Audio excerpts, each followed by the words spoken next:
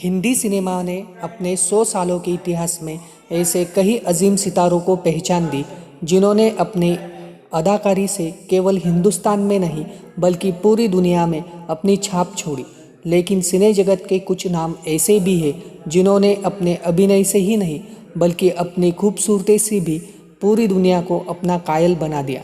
ऐसी ही बेमिसाल खूबसूरती से भरी अदाकारा है जिनको हम मधुबाला के नाम से पहचानते हैं। मधुबाला का जन्म 14 फरवरी 1933 भारत की राजधानी दिल्ली में एक पश्तून मुस्लिम परिवार में हुआ था। दोस्तों, मधुबाला का असली नाम मुमताज जहान देहलवी था। फिल्म नीलकमल के बाद इनका नाम मुमताज से मधुबाला पड़ गया था। उनके पिता का नाम अताउल्लाह खान था तथा उनकी मां का नाम आयशा बेगम था। दोस्तों, आपको पता है 11 बच्चों में मधुबाला जी 5वीं थी। शुरुआती समय में इनके पिता पेशावर स्थित एक तंबाकू फैक्ट्री में काम करते थे। इस नौकरी को खोने के बाद इनके पिता पहले दिल्ली और फिर मुंबई पहुँचे, जहां पर मुमताज अर्थात मधुबाला का जन्म हुआ। ये समय इस परिवार के लिए बहुत ही दुखद था। इस दौरान मधुबाला की 3 बहनें और 2 भाई सन 1944 में होने वाले डॉक एक्सप्लोजन में मारे गए। इस हादसे में हालांकि इनका घर तबाह हो गया, किंतु बचने वाले लोग सिर्फ और सिर्फ इस वजह से बच के कि वे लोग किसी लोकल सिनेमा में फिल्म देखने गए थे। बचने वालों में मुमताज की 6 बहनें और माँ पिता थे। इसके बाद गरीबी की ज़िंदगी से राहत पाने के लिए महज 9 साल की उम्र में इनके पिता मुमताज को बॉम्बे के विभिन्न फिल्म स्टूडियो में लेकर जाने लगे। मुमताज को काम भी मिलने लगा और परिवार को गरीबी से थोड़ी सी राहत मिली। मधुबाला जी की पहली सफल फिल्म 1942 में आई बसंत थी। यह मूवी बहुत सफल रही, यहीं से लोग इनको जानने लगे थे। उस समय की मशहूर अभिनेत्री देविका रानी मधुबाला जी के अभिनय से बहुत खुश हुई थी। वर्ष 1947 में आई फिल्म नीलकमल में महज 14 साल की उम्र में मधुबाला को राज कपूर के साथ कास्ट किया गया था। इनकी फिल्म करियर में अच्छा समय वर्ष 1949 के दौरान आया, जब इसकी बॉम्बे टॉकीज बैनर तले महल मूवी आई। पहले इसमें मशहूर अभिनेत्री सुरैया को चुना गया था, किंतु स्क्रीन टेस्ट के दौरान फिल्म निर्देशक कमाल अमरोही ने मधुबाला जी का अभिनय देखकर फिर उस मूवी के लिए उन्हें कास्ट कर लिया। यह फिल्म उस साल की तीसरी सबसे सफल फिल्म मानी गई। इसके बाद मधुबाला जी ने दुलारी, बेकसूर, तराना तथा बादल आदि फिल्में। मधुबाला को अपने करियर के दौरान ऊंचा से ऊंचा मकाम हासिल हुआ। ये मकाम इन्हें उस वक्त के सुपरस्टार अभिनेता अभिनेत्री मशहूर फिल्म निर्देशक के फिल्मों में काम करने की सूरत में हासिल हुआ।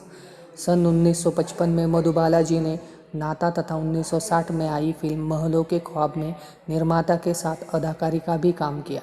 दोस्तों, आपको पता है 1950 में उनकी एक फिल्म को पहली बार भारतीय फिल्म बोर्ड द्वारा ए सर्टिफिकेट प्राप्त हुआ। उस फिल्म का नाम था हंसते आंसू। 1954 में महबूब खान द्वारा निर्देशित फिल्म अमर भी मधुबाला जी के लिए बहुत बड़ी फिल्म साबित हुई। मधुबाला जी ने 70 से ज़्यादा फिल्मों में काम किया। उनके करियर की सबसे बड़ी हिट फिल्म 1960 में आई मुगले आजम थी।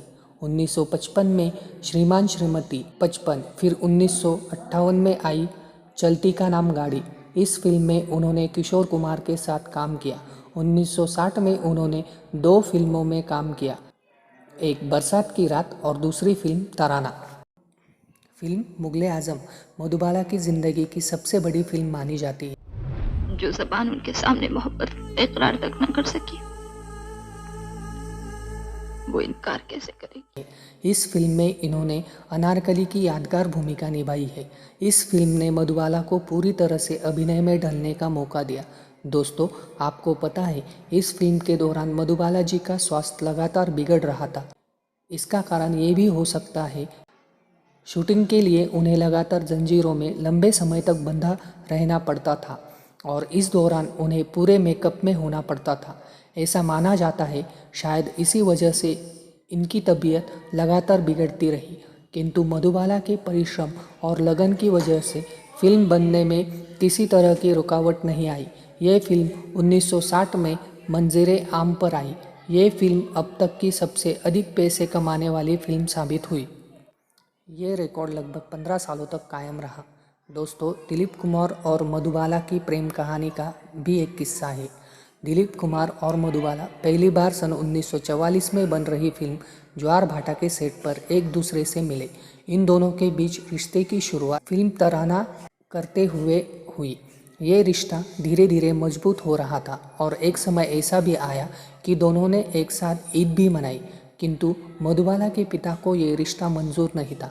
उन्होंने मधुबाला को दिलीप कुमार से शादी करने से मना कर दिया।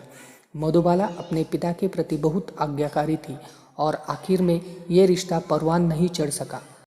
कालांतर में मधुबाला की शादी किशोर कुमार से हुई। सन 1960 में मधुबाला से विवाह करने के लिए किशोर कुमार ने इस्लाम धर्म कबूल कर लिया और किशोर कुमार का नाम करीम अब्दुल्ला हो गया। इस शादी को मधुबाला स्वीकार नहीं कर रही थी, किंतु अस्वीकार भी नहीं कर सकी।